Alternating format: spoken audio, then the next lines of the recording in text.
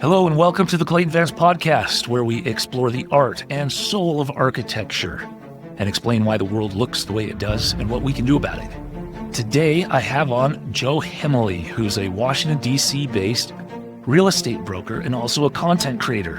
And what he's done is something most people in his industry actually never get around to, and that's actually learning the history and the details of the homes he's actually selling.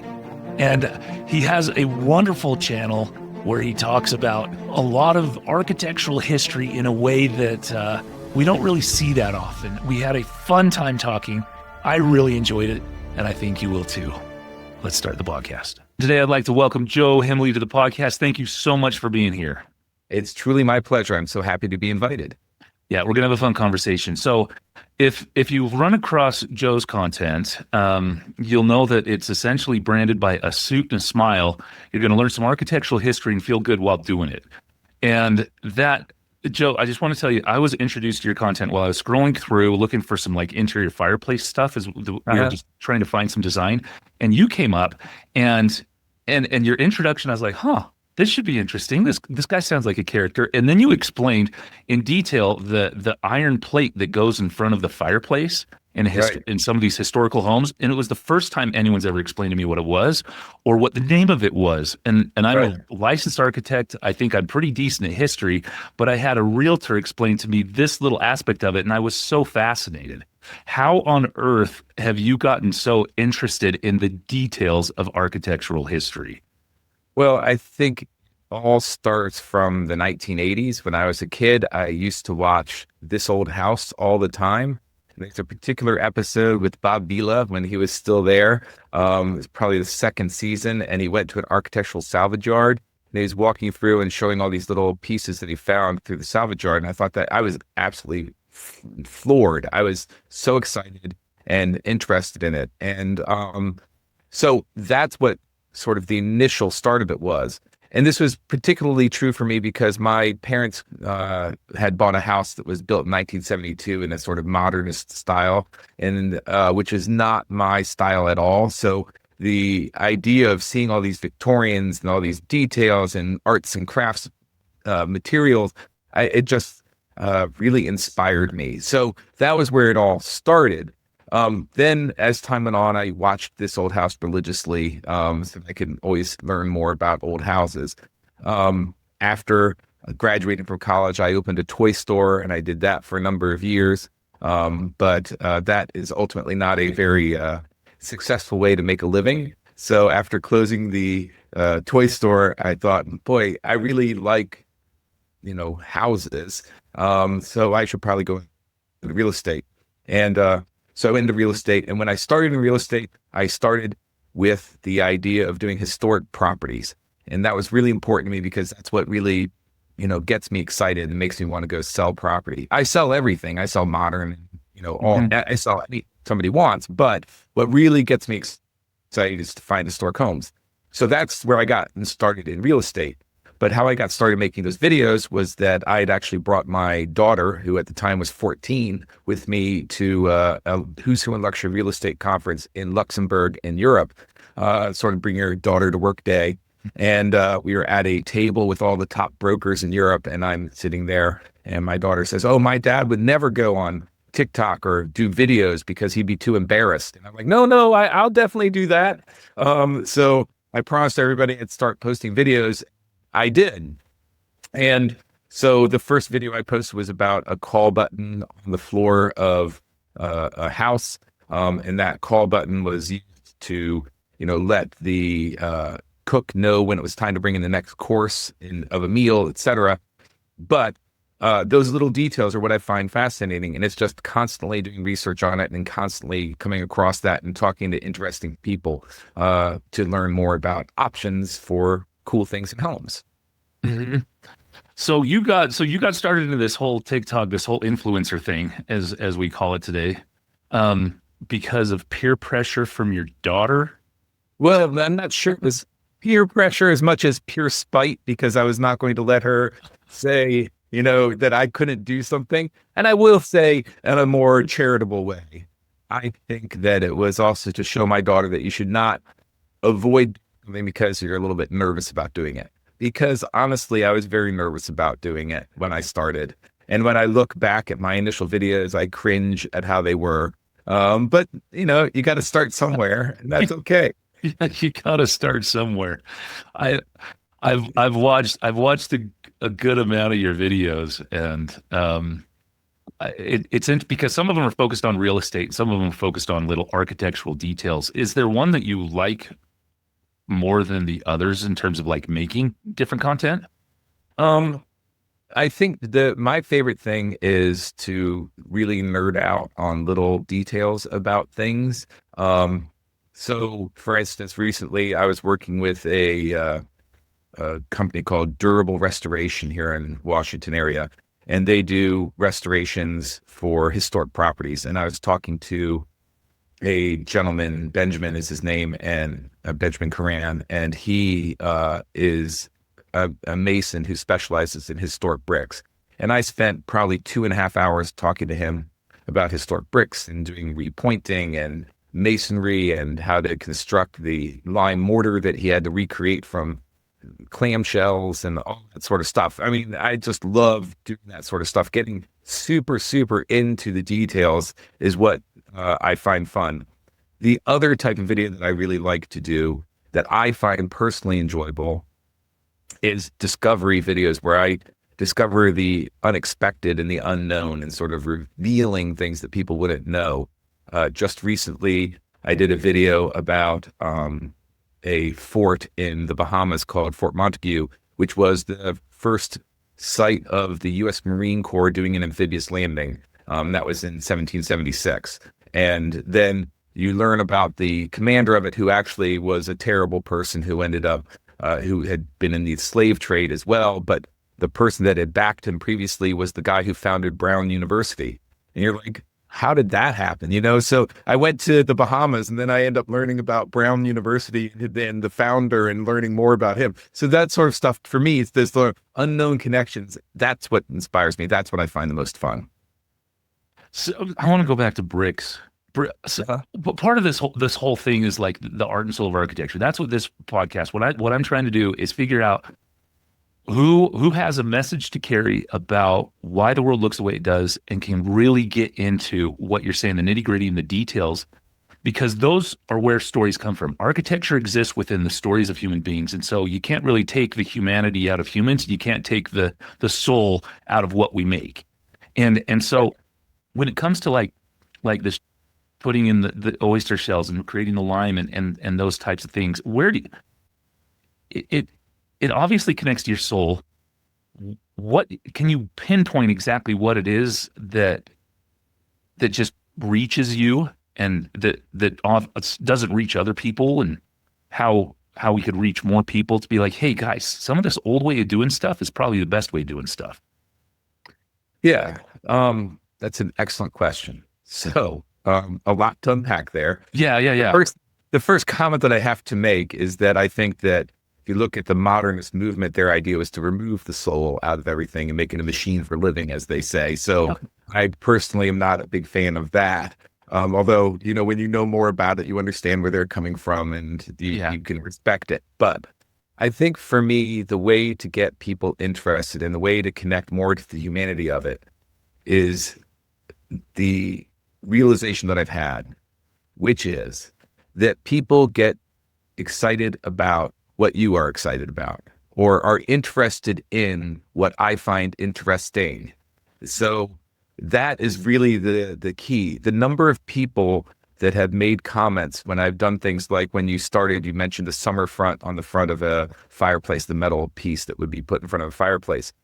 You know, the fact that when I find one, I truly get excited. I mean, I really do, because for me, I've heard about these things, but to see them in real life, in situ, where you really get a chance to experience what it was like, that discovery is what excites me.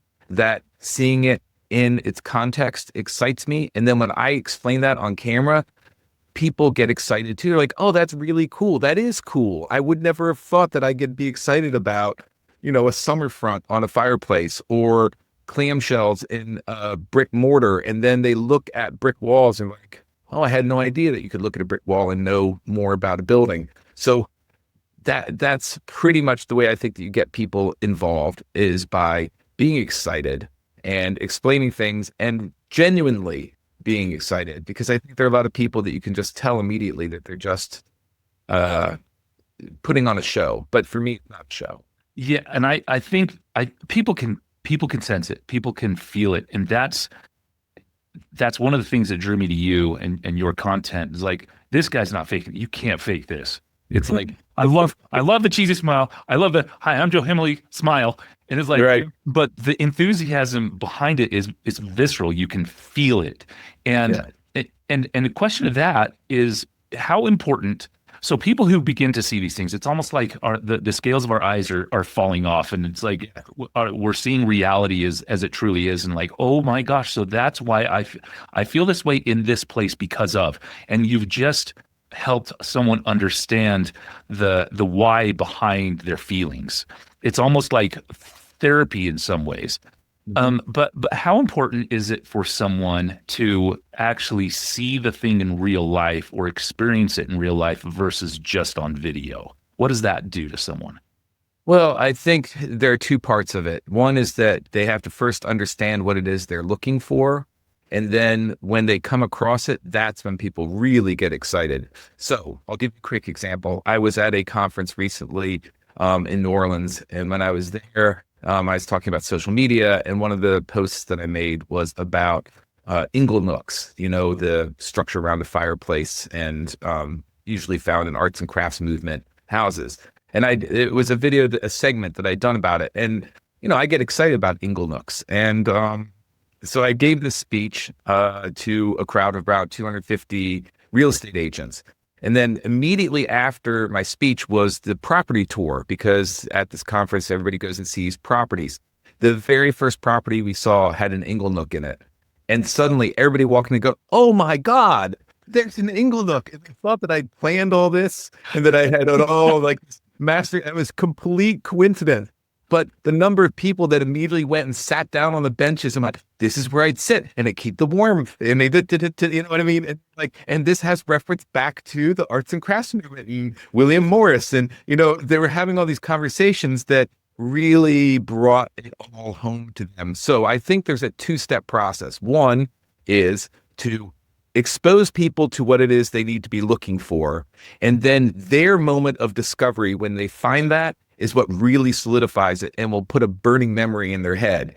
Because it's easy to think, oh, I've heard about this thing, but when you experience it, it's a very, very different thing. You nailed it. That's so interesting. It reminds me of my first, like when I was in graduate school, lived in Rome. And so part of it was a semester in Rome.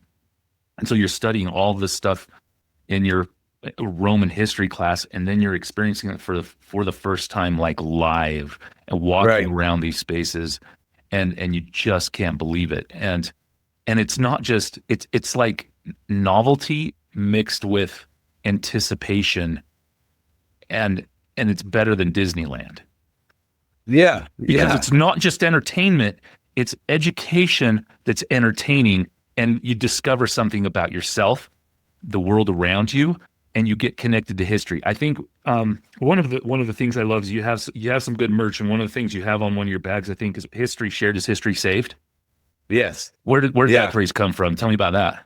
Well, interestingly, it was one of my followers who mentioned that to me. He just said that in passing. I said, that's it. He said, it reminds me, it makes me think that history, you're sharing history, and you're sharing the history is what's saving it. And he said, so I think of it as history shared is history saved. And I said, oh my gosh, that is a fantastic phrase. That is exactly what I believe. And would it be okay if I used that? He said, please, so I'd love to say I invented that, but I didn't invent it, but I definitely believe it. And it's something that I talk about all the time. So for me, this is particularly important in an era where history is trying to be actively erased. And so I think it's important to put the stories out there. And once people hear about them, I really encourage people to share the stories. A quick example of that is I do walking tours. And at the end of the walking tour, I give a brochure to everybody so they have information about everything we saw. And I say, please take your friends on this tour. because that's how you don't forget the past. You've got to keep sharing it and sharing it and sharing it. And so for me, it's really, really important that history shared is history saved, because I believe that we should be saving our history and remembering where we were so we know where we're going. One of the challenges of all this of history is the rewriting of history, the reinterpretation of history, how we understand history, because like we look at our parents and who raised us, and you're like, you'll never understand who I am. That's what you say as a teenager, right? And it's like, you don't Yeah. understand me. It's like, yeah, I grew up as a teenager too. I understand where you came from. Right. But as you keep going back generation upon generation, there are significant cultural differences where we begin to judge those in the past in a way that may not be fair. And so a lot of stuff that we see in historical homes, historical just the nature of history within architecture in cities. For instance, the aristocracy in Europe, all the castles. We still go to the castles, the palaces, and all those types of things, but they were owned, made, and built by the aristocracy, who were the landowners, and then everyone else would just built it for them. And there weren't a lot of rights. And so how do you put all of this in context so you can actually properly judge history, not from a 21st century perspective, but really get inside the heads of those who lived it, and be a little bit more kind to the nature of humanity historically? Yeah. That is a very profound question. And I think that the answer to that is that in the role that I have, all I can do is give them a key to the door, and they have to open it. So I can't explain the long-term history of socioeconomic, stratification in the course of 120 words or 190 words and 90 seconds. But what I can do is say, did you know that this particular architectural style was built in this way, but it was built by enslaved labor? And then the person goes, oh, I didn't realize that. And then they go, oh, what's that all about? And they can do the research and find out on their own. Because, some people just don't want to know. And that's okay. Not everybody has to have the same level of nerdiness that I do. But if I can get them just a little bit closer, and move everybody a shade closer to more understanding of history and architecture and the way society is structured, I think that's the most that I can do. And then, some people want to walk through the door and learn all about it, and other people will go, that's all I want to know. So I think that's all we can hope for, really, in my particular line of work. Yeah, I want to thank you in the regard. I think how your first initial impression you get, or your first initial introduction to the facts, right? And so if there's a fact, how it's presented, whether it be with a smile, which is what you do, or with resentment, right? And so there's a spirit of the presentation of the fact. And I think the way you present facts is so fantastic because it's done with a smile, done with a good intent, done with a spirit of kindness and interest, that it's not a spirit of judgment and resentment and bitterness. That it's such a better way to approach the world. And so just the positive energy that you're giving out into the world, I absolutely love and appreciate. Well, thank you. It's interesting because for me, it's become an intentional choice. So the algorithm does not reward positive content. The algorithm rewards negative, controversial comments.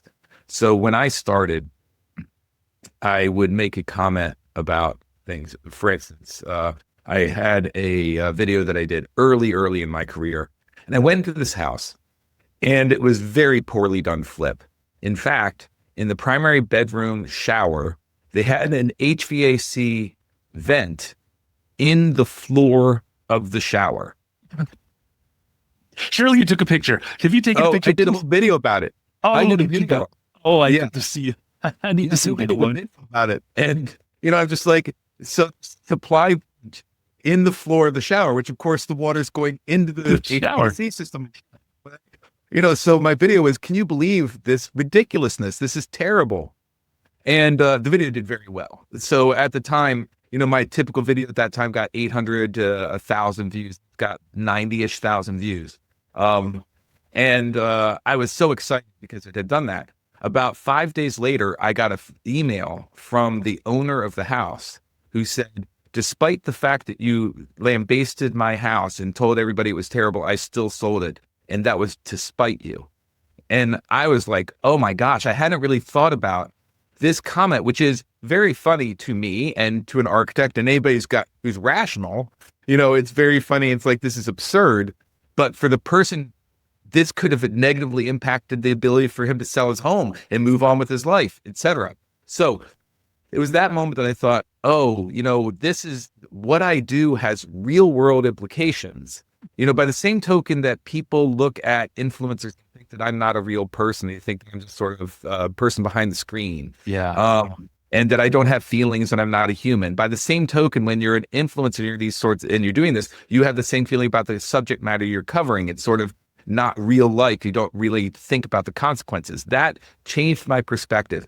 And from then on, my decision was that all of my videos were going to take anything negative and put it in a positive light.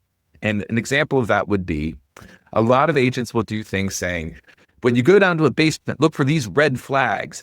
Is there water in the basement? That's a red flag. Is there mold on the walls? That's a red flag. So if I shoot that video, what I do is I'm going to talk to you about the green flags to look for. Let's go down to this basement. Do we see any water? No. That's a green flag. Do we see any mold on the wall? That's a green flag. It's the same information, but it's not, let's get somebody and let's be negative and let's be unhappy. It's more of a, hey, here's the same information put in a positive light. It's exactly the same. It's just your lens that you look through it. And that is how we all should live. I mean, such an absolute lesson of life on how to approach the world just better, because we're surrounded by garbage. The reality is that when you look at the world, I want to go back to your parents' 1970s home. So I grew up in split levels. I grew up in these just nice trapped split levels, right? Like the house is a machine for living in, realized Corbusier's idea personified in my childhood, and you become accustomed to it, and you become just conditioned to, this is my living experience. It's a half light up, half light down. You have bedrooms up, kitchen down below. Anyway, the home your parents lived in the 1970s, you went from the really nice, clean lined mid-century modern to, in the 70s, everything got weird. It like everyone was doing too much acid or mushrooms or something. What was your parents' house? Was it that type of house, or was it a split level? No, it was that type of house. Why have a single story living room? Let's put a cathedral vaulted arch ceiling that's 3 stories tall that is just covered in cobwebs 3 stories up that you can't reach, and a sort of sky bridge across the foyer that you are fully separated from your parents. And everything was ticky-tacky. The door handles fell off from the day we were there. It had aluminum wiring, so it was just a nightmare because the aluminum wiring, you have to put pigtail on. Yeah, so there was a brief period of about 2 years where copper was very expensive, so they started wiring with aluminum, and then the aluminum would expand and contract and would end up sparking the walls. So yeah, like burn the house down. Yeah, it was not really a great way of doing things. And overall, just the construction, I mean, partially it was due to the expense my parents spent on the house, because obviously if they had been more wealthy, they could have had a better quality build. But on the other hand, the actual living there was just really awkward. You have the living room on one side, and it was so big, and the rooms are so uncomfortable because the dimensions were all wrong. Yeah. It just, you don't want to live in a museum. You go in a museum, you feel awe and inspiration, but do you want to go have your breakfast sandwich, sitting in a room with a 40-foot ceiling? Not really. It doesn't feel comfortable. So it was just this, and a lot of experimentation, as you said. What would happen if we had the living room have 3 steps down on one part and then 2 steps up in another part? I'm like, what were you thinking? Why? Because we want to see elderly people trip and fall. You know what I mean? It's just, yeah, it was a very odd house. Very odd house. So, okay, um, this is part of the exploratory of the history and is the narrative, and we're going to try to be kind to history, uh, Right. because we become so fascinated with novelty and the new and the novelty of the new, um, and I think there was so much experimentation. You've seen a lot of houses. You said you've been drawn to the historical nature of houses. Everything changed in the 40s.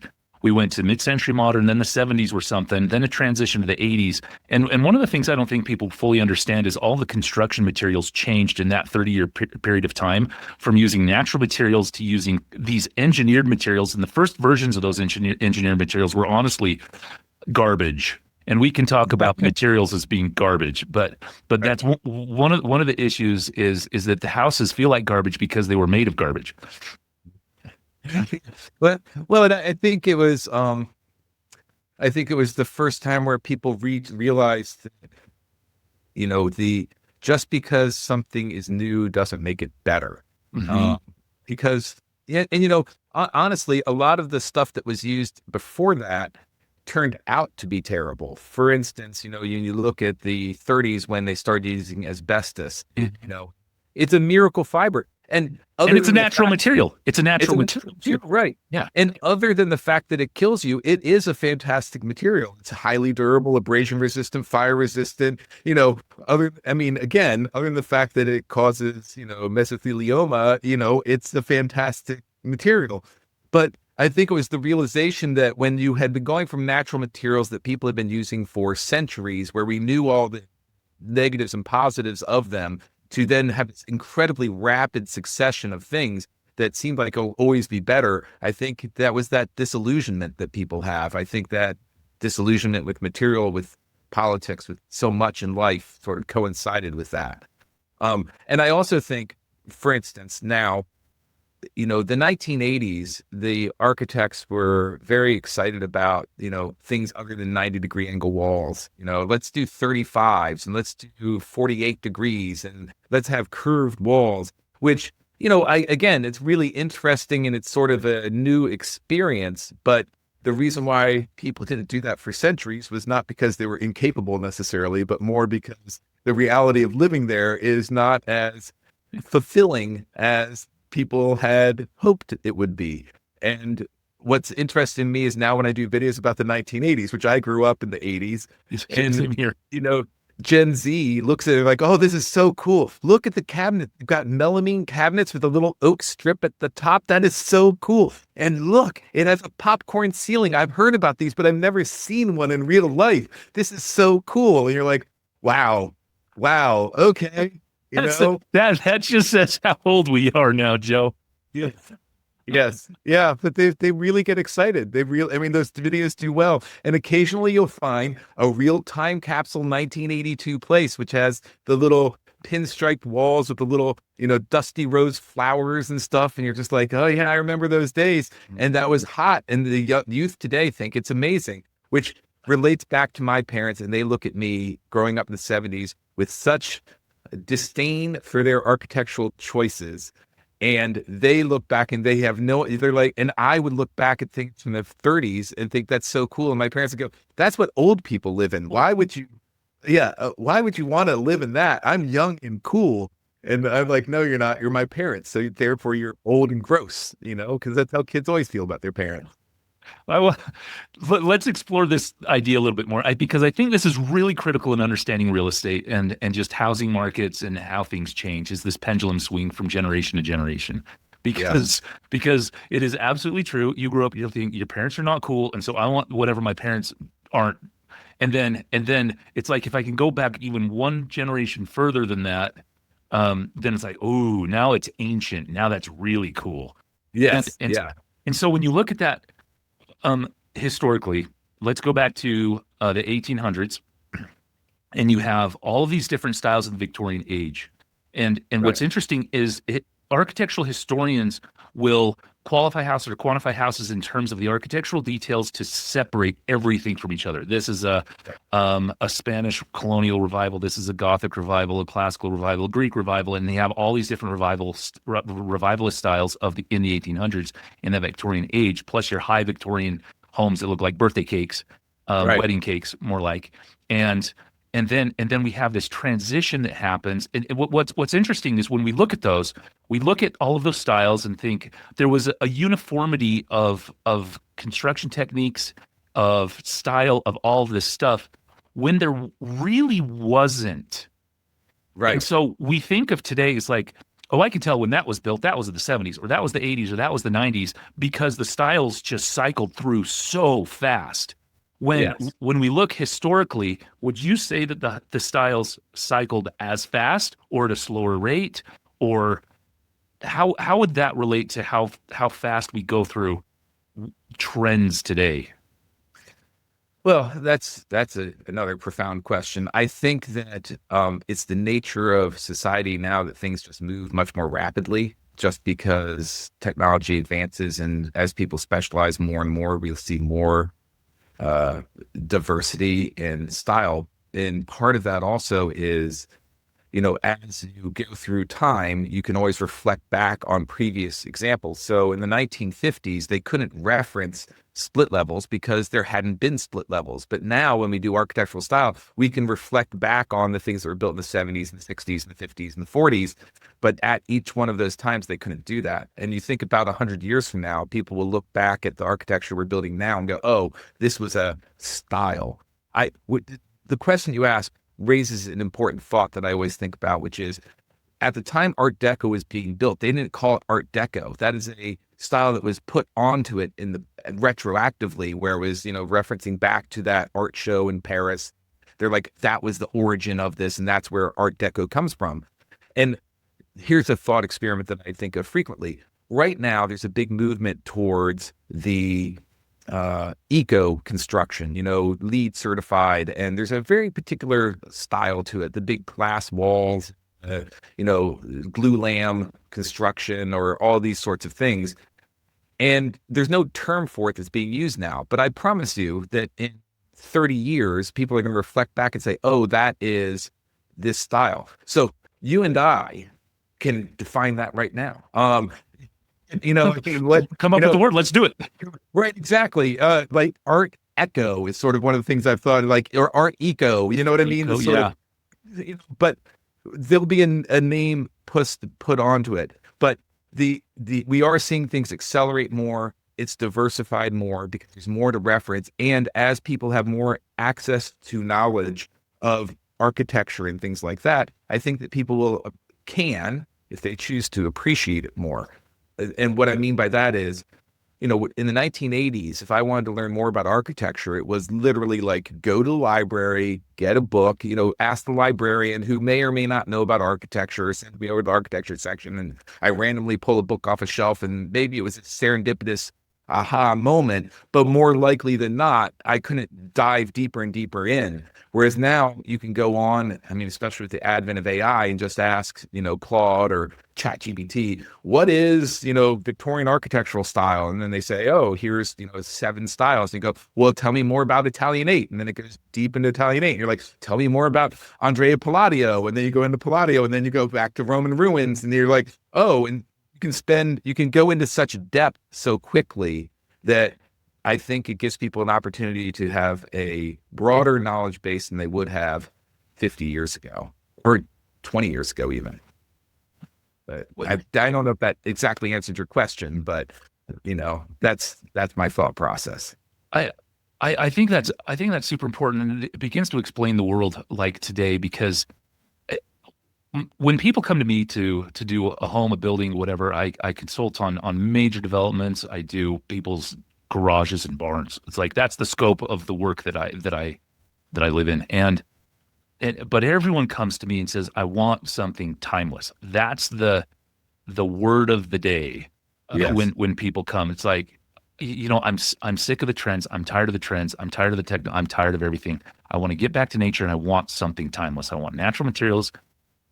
When when people come to you, does anyone ever say that to you in terms of real estate? It's like, I want a timeless house, or is it, Yeah, no, people do say that because they want to, especially when they're looking to buy, most people will walk into a house and they will have a vision. I want 3 bedrooms, 2 baths, and I want to be close to a subway, or I want to be out in the countryside, or I want, particular, they have that vision, but they don't think carefully about what I'm looking for is a neoclassical with, volutes on the stair rails. Nobody comes to you and says that.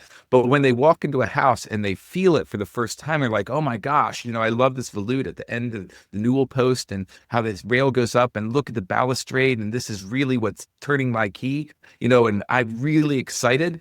Because they don't have the vocabulary necessarily at that beginning phase. But most people, when they come in, they will say, I really want some sort of a classical style, or I want ultra modern or something along those lines. And what I always say to them is that everything is of its time. And to be a timeless home means that you are choosing the timeline in which you want to be. So a timeless home could be something that's Victorian. A timeless home could be, arts and crafts. It could be Art Deco. But if it's of its era and retains its original authenticity, I think is what people are more concerned about. What people, I find, don't like is a 1920s house that has had the back half ripped off, and they built this black box on the end with the waterfall, silestone countertop in white with that fake marbling. People are like, this is artificial. It feels fake to me.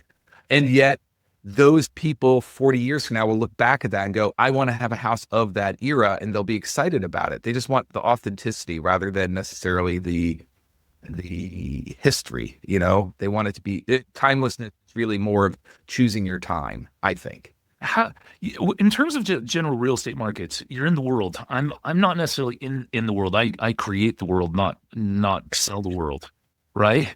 And when it comes to different eras of architecture, have you just anecdotally ever seen neighborhoods? What neighborhoods age better than other neighborhoods and maintain value better than others? Is there a thing or not a thing? Well, I guess this goes back to the same feeling, which is the neighborhoods that retain their value are the ones that are authentic to what they are. What we don't want is, I think that when you find places that are built up at a specific time to reference back to other times, I don't find those to do as well. So an example would be, in our area, there's a neighborhood called Reston. Reston was built as a planned community, with very high-minded 1972 ideals. And it ended up not really working because they were trying to build a sort of small Italian village center around a lake, but it was sort of imposed on it. So this uniform, singular vision of the singular guy who built it was not as well realized as organic growth over the course of 2 centuries that leads to the feeling of that small town feel. And so I think that places that lean into what they were at the time they were built and are authentic to where they were, those areas do well. So the suburbs on the train lines, the streetcar suburbs that are still streetcar suburbs do well. There's a neighborhood in our area called Greenbelt. Greenbelt is one of 3 green cities that were built during the Works Progress Administration in the United States. There's one in, I think, New Jersey and one in Wisconsin. And can you explain what that was a little bit more? So what that Works is progress, when it was, and who did it and why?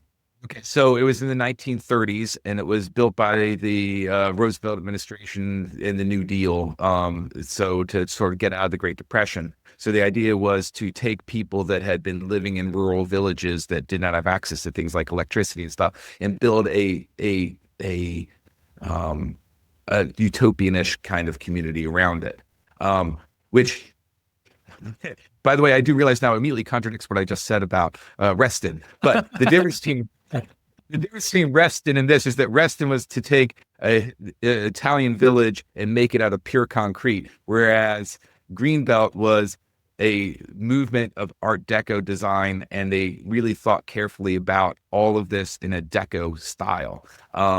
And it was all integrated. And because it was all integrated and still retains its character, and still retains its original vision, it does very well. And it was not trying to reference back to Italian style. It was really trying to reference only to Art Deco style. And I think that authenticity is what draws people to it. And by the same token, I think that places like the Upper West Side in New York, you go there and you're like, this has a feeling of home, a feeling of place, a feeling of consistency, even though it was built at different times, but it's very consistent. Yeah, Coral Gables for me, Riverside in Chicago, one of those suburbs of these old cities. This begs the question for me, which is really interesting. The 70s attempt, the 80s attempt, and our current attempts. And I work on neighborhoods where we're like, okay, we know that if we do this scale of development in this particular architectural style, it's going to be trendy for 10 years and it's going to go out of style, then we have to remodel everything. There's obviously something about the old stuff that has a more a longer lasting visual appeal. What is it about that we can capture in the character of what we're trying to build and make it so it isn't fake but feels authentic? The question is, when they were doing this in the Greenbelt era in the 30s and that era, why were they able to achieve it? Look, the one I'm familiar with is Coral Gables, where it's like, okay, what are we referencing on this? Old Spanish colonial or Italianate type of stuff, and the arches and the plaster and the character of those spaces. How could they accomplish it with that level of authenticity that maintains itself over 100 years now? Yet from the 70s, 50s, 60s, 70s, it's like we were beat over the head with the dumbstick and we couldn't recapture the essential qualities that made something authentic. And so it's a two-part like problem and question is, what is authenticity? Really, really, what is authenticity, especially when it comes to built environment and architectural character? And then are we capable today to actually execute that level of authenticity that they historically could? Well, of course, the problem that we have is we won't know the answer to that until 100 years from now, and we're long since gone. You Right. know, that's when we'll find out whether what we did actually worked and stands the test of time. I think it's also that at the time in the 30s and the 20s, they were not so concerned about matching things. There was more of, we need to build stuff and get it built. And this is what we want to build. And they were not as concerned about the show and necessarily referencing back to things. And I think partially that's because, again, at that time, they didn't have the reference materials to go back. You couldn't go and look at 400,000 YouTube videos about what makes good architecture when you were building something in the 20s, because that didn't exist. You built what you thought was there, and it had a more authentic feel to it because it was your own decisions.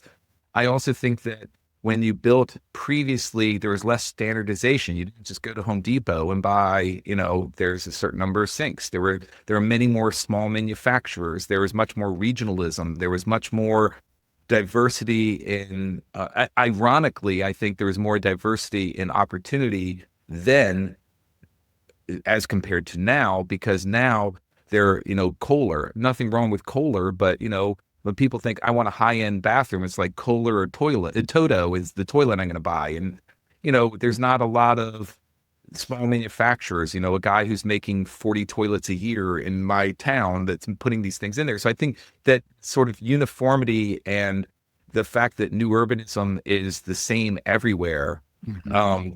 it leads to a feeling of inauthenticity Is that a word? You know, Fake. yes, yeah, inauthenticity, absolutely. So what's interesting, I love for those listening, there's a firm and a guy by the name of Andre Stwani and a group that started a thing called New Urbanism in the early 1980s because it was a reaction against the kind of modern sprawl, and they're like there was an attempt to try to recapture traditional neighborhood design within modern zoning codes.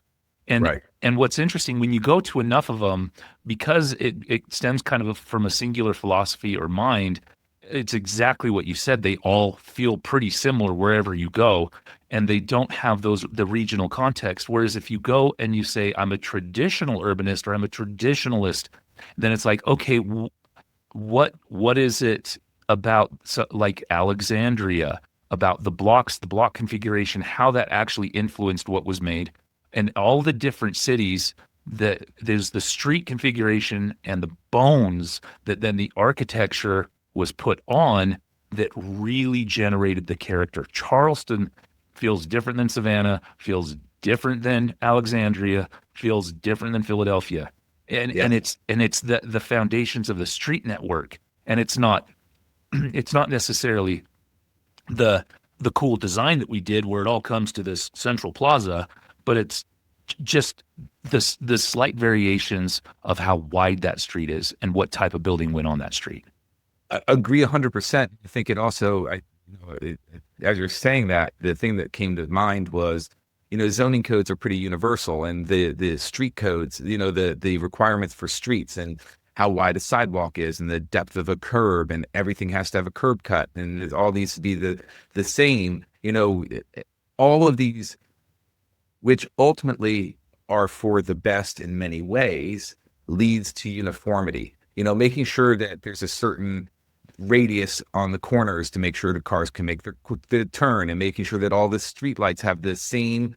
I mean, another example is like the walk, don't walk signs are universal, which is great. But on the other hand, you lose the variation regionally of what you're doing. And as you said, look at Charleston, or you look at Philadelphia, or Beacon Hill in Boston. The block sizes are different.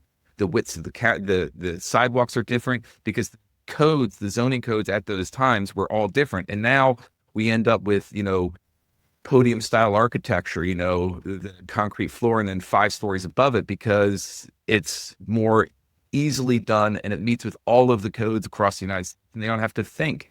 And, efficiency and timeliness and profit are driving this. And not as if that wasn't the case previously, but it's just on a whole different scale. The scale of building on the United States as a whole, as opposed to I'm a regional builder, is really where you end up with that. Last thing I'll say about that is that you also look at the material itself. Now we buy bricks, and the bricks are manufactured anywhere in the world and brought in. Whereas before, the brick was the brick that you could build, that you could,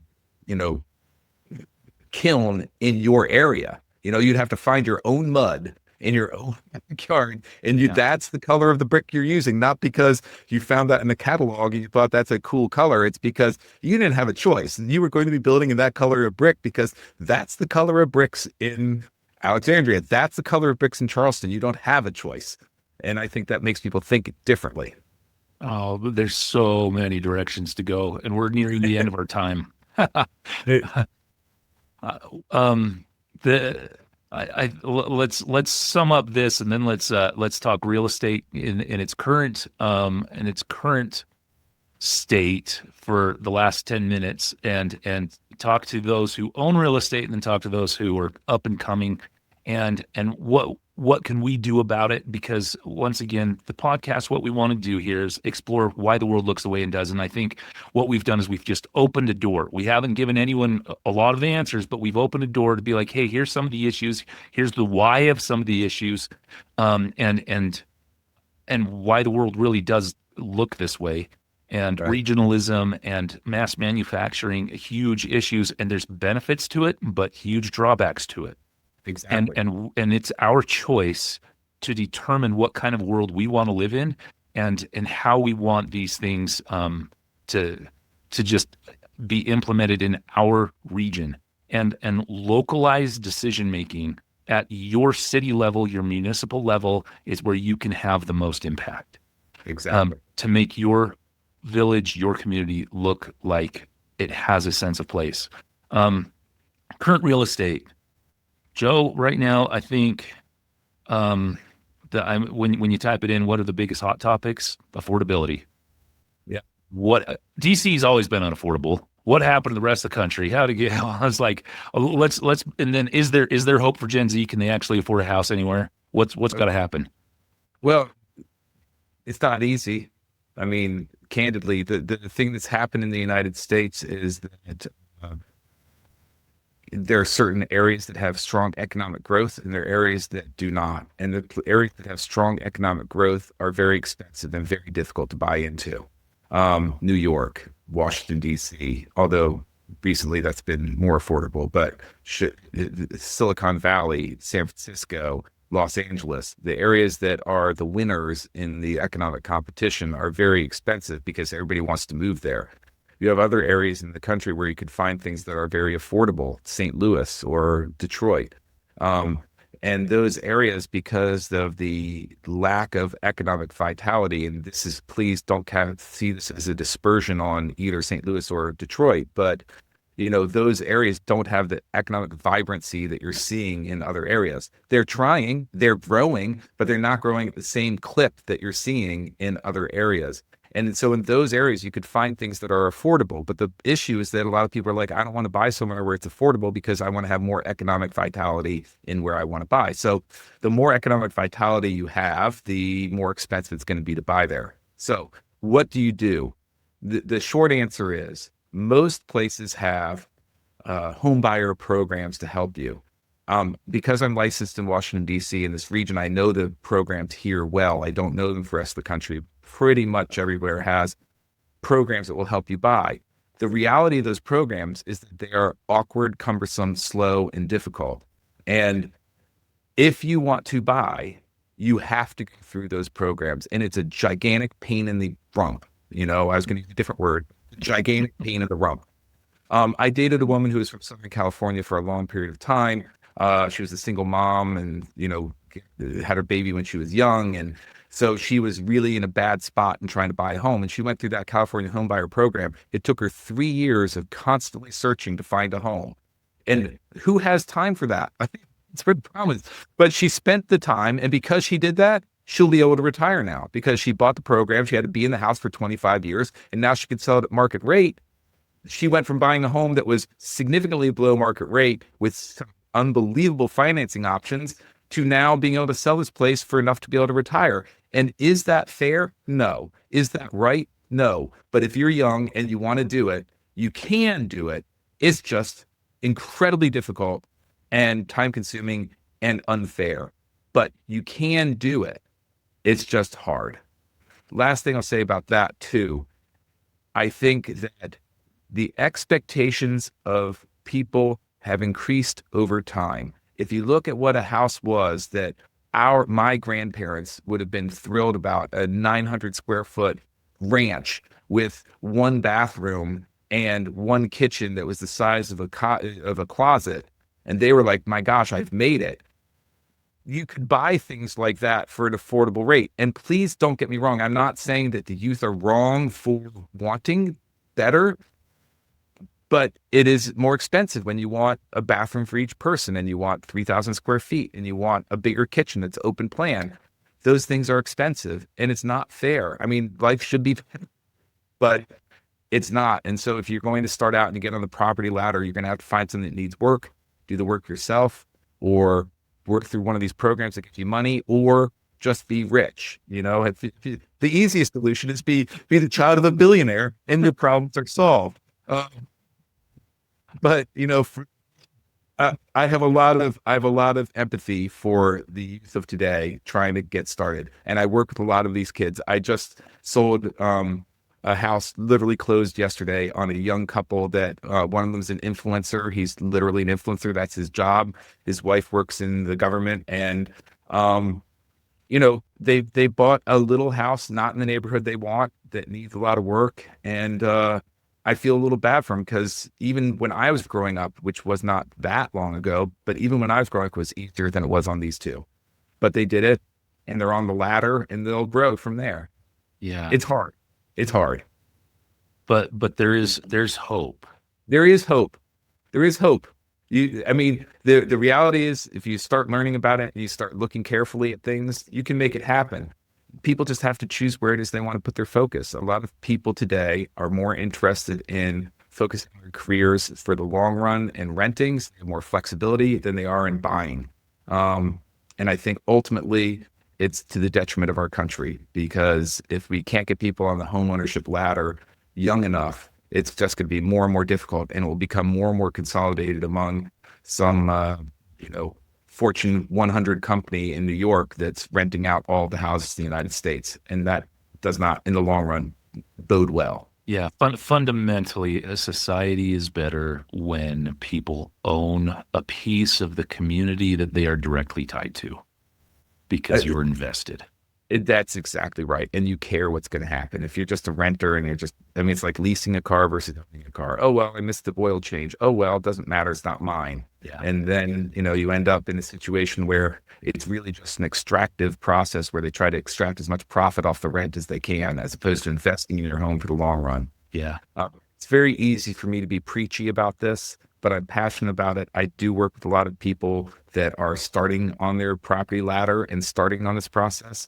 And it's hard. I don't want to sugarcoat, tell people, oh, don't worry, it's a lot of fun. It's really hard. But if you do it and you spend the time, in the long run, you'll be in a much better financial position if you can do that. I think that is some great advice. I think that's some great advice. And for everyone listening, Joe and I, we could probably talk another 5 hours about all this stuff. Yes. And go into way more heavy cognitive load discussion points. But hopefully we kept this light enough and entertaining enough that you were able to get some value out of it and have a better understanding why the world looks the way it does, and how you can really get into some of these details. And if you want to change the world, understand the world, understand the architecture, why it is the way it is. And if you want to demand something else from your builders that's currently being built, understand what it is that you want, and then demand that, because you are the market, and the market can help drive what builders will actually deliver. And that will drive the future of what your kids and their kids will eventually be able to inherit from us. And so understand the legacy you leave. And Joe, I want to thank you so much for joining me today. This has been a very enjoyable conversation. I'd love to do it again sometime. And thank you. Appreciate it. No, thank you so much for having me. It was really a pleasure.